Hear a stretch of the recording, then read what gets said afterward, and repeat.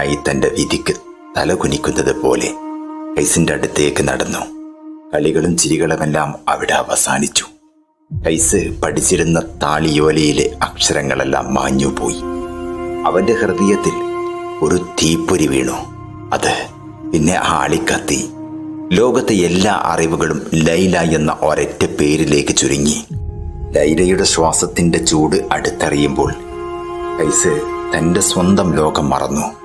ഓരോ നിമിഷവും അവളോടുള്ള സ്നേഹം അവനെ ഭൗതികമായ ഭൂമിയിൽ നിന്ന് പറത്തി പ്രണയത്തിന്റെ ആകാശങ്ങളിലേക്ക് ഉയർത്തി. അനുരാഗം എന്ന ഒരൊറ്റ പാഠം മാത്രം പഠിച്ച ആ വിദ്യാലയത്തിൽ കൈസി എന്ന ബുദ്ധിമാൻ ലൈലയുടെ പ്രതിരൂപമായ വിധിക്ക് മുന്നിൽ നിസ്സഹായനായി നിന്നു.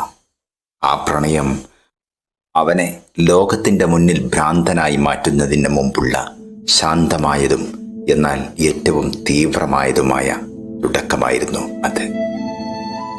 വിദ്യാലയത്തിൽ കണ്ട ലൈലയുടെ രൂപം കൈസിന്റെ മനസ്സിൽ ഒരു തപസ്സു കേന്ദ്രമാക്കി മാറ്റി.